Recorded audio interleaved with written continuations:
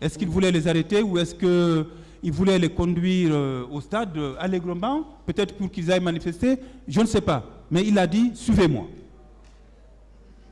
Je vous remercie, monsieur. Merci beaucoup, maître. Merci beaucoup. Merci.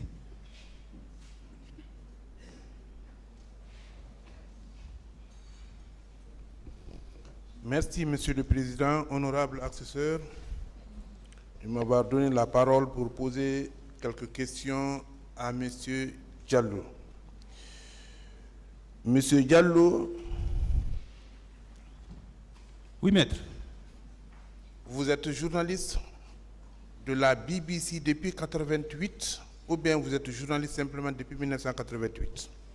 J'ai pas bien entendu. J'ai dit, vous êtes le représentant de la BBC ici, le correspondant de la BBC ici, je voulais dire, depuis 1988 ou bien vous êtes simplement journaliste depuis 1988 d'abord? Je suis journaliste depuis 1988. J'ai fait l'économat supérieur de Manéa, j'ai fait philosophie-histoire.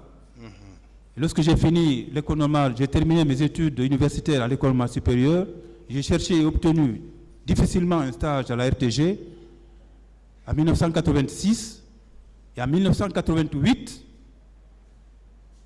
mon acte d'affectation à la RTG a été officialisé. Donc, journaliste depuis cette date, mais pour la BBC, c'est seulement à partir de 1997. Mais auparavant, j'avais déjà travaillé aussi pour le service monitoring de RFI. C'est le service coopération de RFI. J'envoyais des papiers à RFI, pas au service Afrique, mais le service monitoring, qu'on appelait l'Agence sonore internationale de RFI. Et ces papiers-là étaient diffusés à l'intention des radiodiffusions d'expression françaises. L'ORTM du Mali, la RTS, la RCI, Radio Côte d'Ivoire, la RTG. Et ces médias-là reprenaient ces informations-là que leur envoyait l'Agence sonore internationale de RFI sans payer. C'était le service coopération. J'avais travaillé pour eux aussi de 1995 à 1998. Et après, l'agence a été fermée. Bien. Et à travers tout ce que vous venez de dire, nous nous rendons compte que vous êtes expérimenté. Vous avez fait des reportages sur le procès des gangs. Oui. Vous avez fait des reportages sur la mutinerie en Guinée. Les mutineries. Les mutineries. Oui, il y en a eu beaucoup. Et sur l'incursion des rebelles à l'an 2000. Absolument. Vous avez déclaré avoir rencontré même Charles Taylor. Non, pas Charles Taylor, mais des rebelles de Charles Taylor. Les rebelles de Charles Taylor. Oui, à la frontière entre le Libéria et la Guinée. Est-ce que vous pouvez poser la question maintenant, s'il vous plaît? Oui, la question est là, Monsieur le Président.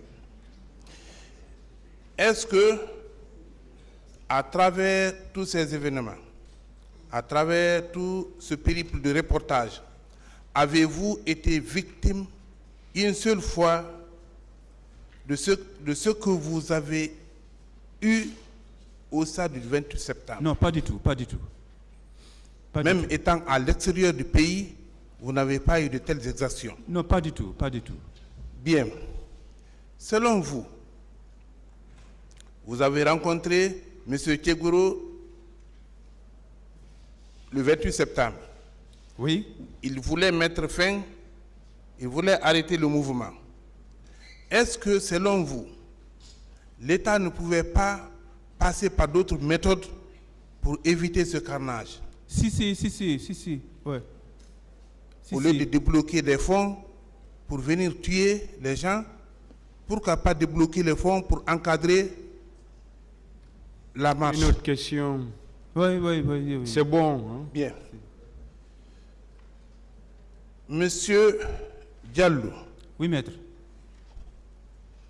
Est-ce que vous êtes avec vos appareils ici? Oui. Est-il possible, avec la permission du tribunal, de faire passer l'extrait seulement des propos tenus par M. Tchegouro à l'égard? Je pense que cette question est déjà réglée. Posez une autre question. J'en ai fini, Monsieur le Président. Merci, je vous remercie, Monsieur le Président. Merci. Merci beaucoup, maître.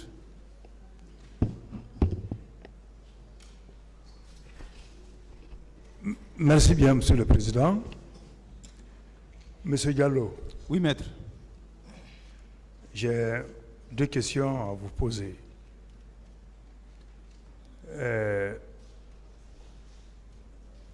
En tenant compte de l'ampleur du massacre, de ce que vous avez vu en tant que journaliste, analyste des événements, est-ce que le massacre que vous avez vu au stade était spontané ou c'est un acte qui a été mûri, préparé pendant longtemps, selon votre propre analyse?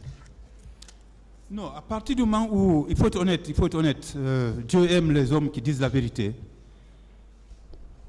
Peut-être les hommes pas, mais Dieu aime les hommes véraces.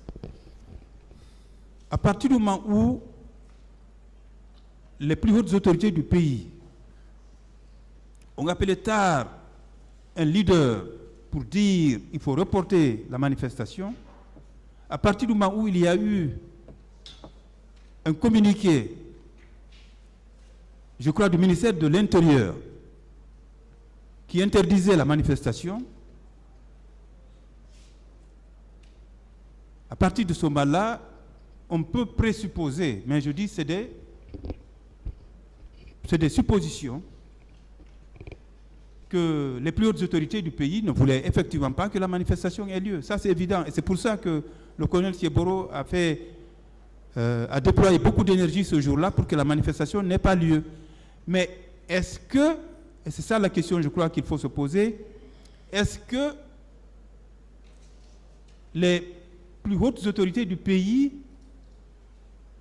se disaient qu'il faut aller à l'extrémité, à l'extrême? Est-ce qu'il y a eu des débordements? C'est juste des questions qu'on peut se poser. Est-ce qu'il y a eu des débordements? Est-ce que ceux qui sont allés sur le terrain sont allés au-delà de ce qu'on leur avait dit? On peut se poser ces questions, mais moi, je n'ai pas de réponse.